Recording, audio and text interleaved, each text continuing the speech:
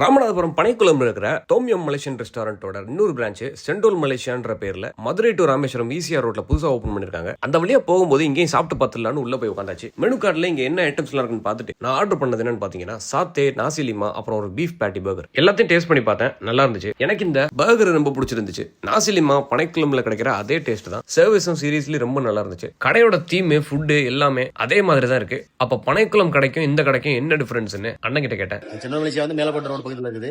இன்னொன்று நம்ம பழைய பிரெஞ்சு தொம்மிய மலேசியா பனைக்குளத்தில் இருக்குது. அங்கே இங்கே என்ன வித்தியாசம் பார்த்தீங்கன்னா, இங்கே வந்து நாசிகண்டா சிறப்பில் போட்டுருக்கும். ஃபுல்லாக லஞ்சுக்கு வந்தீங்கன்னா நாசிகண்டா இருக்கு. ஃபுல்லாக பிணைங் ஸ்டைலில் வந்து ஒரிஜினல் நாசிகண்டா இருக்கு.